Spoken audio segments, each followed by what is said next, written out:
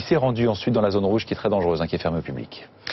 Toujours pas de nouvelles ce matin des voleurs de Kim Kardashian. On verra qu'ils auront beaucoup de mal à revendre ces bijoux particulièrement reconnaissables. La star de la télé-réalité, en tout cas, est rentrée chez elle dès hier à New York. Pas un mot, pas un commentaire. Alors son agression, évidemment, risque d'abîmer encore un peu plus l'image de la France. Mais les touristes américains ont-ils peur? Nous sommes allés à leur rencontre dans les rues de la capitale. Igor Saïri, Hortense Gérard.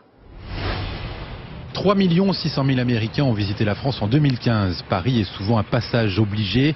Marianne Elaï revient d'ailleurs pour la seconde fois sans avoir eu la moindre hésitation.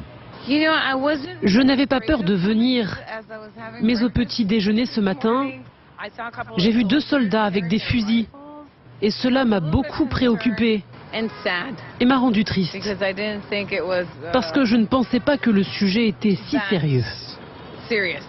État d'esprit similaire pour Araya et son mari. Ce couple de New-Yorkais est au courant de ce climat d'insécurité en France, mais qu'importe, malgré parfois les réticences de leurs proches.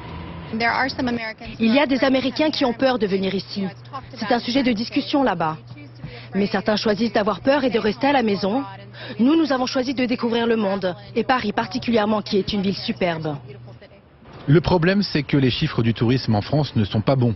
L'affluence étrangère a chuté de 7% depuis le début de l'année, de 10% rien qu'à Paris. Elle descend à moins 14% sur les vols long courriers, dont une grande partie en provenance des États-Unis.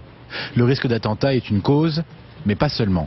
Et lorsque ce ne sont pas des touristes qui se font dépouiller, ce sont des grèves, des blocages, des manifestations violentes, un hôpital pour enfants qui est attaqué.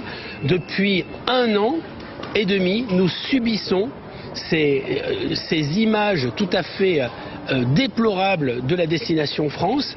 Un climat de violence associé à une situation d'état d'urgence qui pousse même certaines assurances américaines à refuser de couvrir leurs clients voulant voyager à destination de la France.